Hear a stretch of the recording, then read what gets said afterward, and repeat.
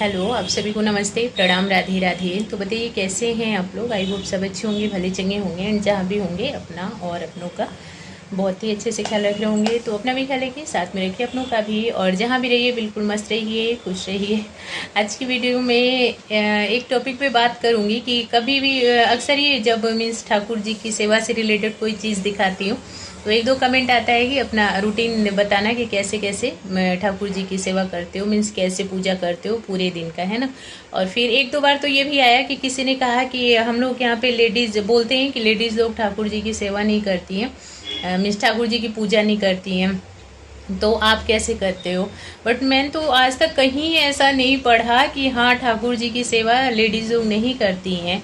ये तो बिल्कुल एक घर के सदस्य जैसे हैं, और घर के सदस्य जो हैं उनकी देखभाल अगर घर की औरत नहीं करेगी तो फिर कौन करेगा, है ना। घर की औरतें ही करती हैं, बाकी तो लोग सब काम धाम वाले होते हैं, मीन्स बाहर जाने वाले काम धाम वाले तो हम भी होते हैं, लेकिन हम ही तो घर में रह के सबकी देखभाल वाली जो जिम्मेदारी होती है वो हमारी ही होती है। तो वैसे ही हमारे प्रभु जी हैं बिल्कुल, है ना।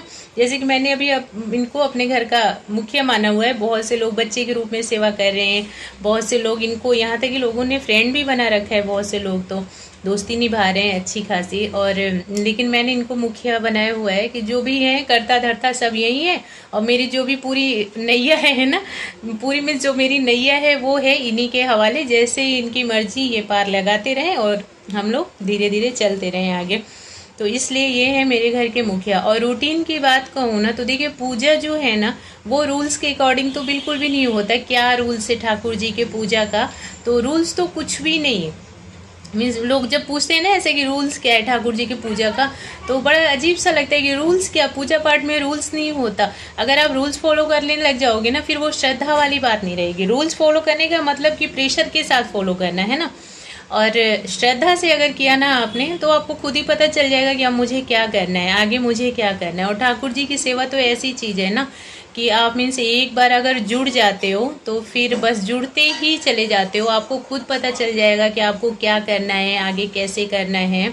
और मीन्स जो बोलते हैं ना कि ये खुद ही रास्ता दिखाते हैं अपने पास आने का, तो वही वाला हाल है हमारे प्रभु जी का। तो जो लोग ऐसे डरे हुए हैं ना कि प्रभु जी की, ठाकुर जी की पूजा में बहुत सारे तामझाम हैं और बहुत रूल्स होता है, नहीं तो भगवान जी नाराज़ हो जाते हैं, तो नाराज़ वाली तो चीज़ देखिए, अगर आप मन से कर रहे हो ना और गलत भी कर रहे हो तो भी नाराज़ नहीं होंगे। और बोलते हैं कि बहुत ज़्यादा मीन्स साफ सफाई जो कुछ भी, तो आप जैसे हो वैसे में ही प्रभु जी को रख रहे हो, है ना।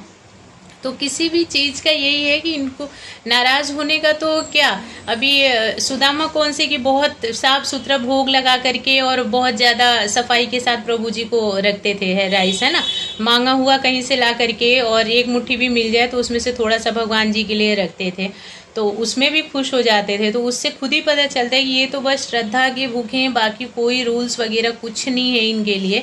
और एक बार जब जुड़ जाते हैं ना हम लोग तो खुद सारी चीज़ें समझ आने लग जाती हैं कि अब क्या करना है और कैसे करूँ। मीन्स ज़्यादा से ज़्यादा करने का मन करता है कि ज़्यादा से ज़्यादा प्रभु जी की सेवा की जाए, प्रभु जी के लिए ऐसा किया जाए। बहुत लोगों को ये भी चीज़ थोड़ी सी वो लगती है कि बोलते हैं कि ठाकुर जी को टाइम टाइम पे भोग लगाना और ये सब। बाकी जैसे कि भगवान जी है ना कि मॉर्निंग में पूजा कर दी और फिर इकट्ठे एक ही बार इवनिंग में होती है, लेकिन ठाकुर जी को तो चाहिए होता है भोग। तो वो चीज़ भी ना आप आपकी इच्छा के ऊपर है, आप खुद ही से देने लग जाओगे। जब घर का सदस्य आप मान लोगे ना कि हाँ घर के हमारे एक पर्सन है ये, तो आप खुद से ही देने लग जाओगे। अभी अगर आप बच्चा भी मानते हो इनको तो कैसे ऐसा होगा कि आपने खुद खा लिया अपने बच्चे को नहीं खिलाया, है ना। जैसे कि मैंने इनको अपनी फैमिली का हेड माना हुआ है, तो कैसे ऐसा कैसे होगा कि हम लोग खा लें और इनको नहीं दें। तो हमारे घर में तो ऐसा होता है कि कोई भी चीज़ आती है खाने पीने की तो सबसे पहले इनके पास ही रखा जाता है, भाई आप भोग लगाओ उसके बाद दो फिर हम लोग खाते हैं।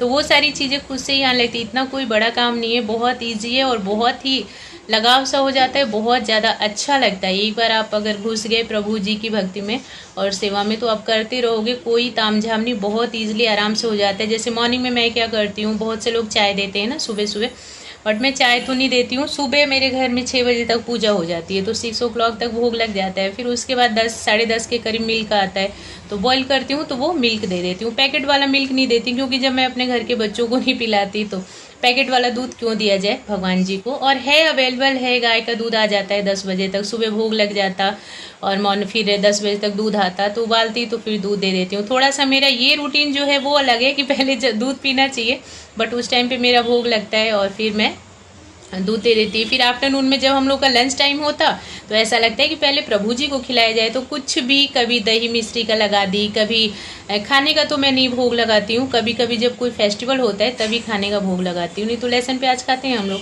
तो इसके लिए मिश्री, लस्सी दाना और ड्राई फ्रूट ये वगैरह सब चीज़ रखा हुआ है।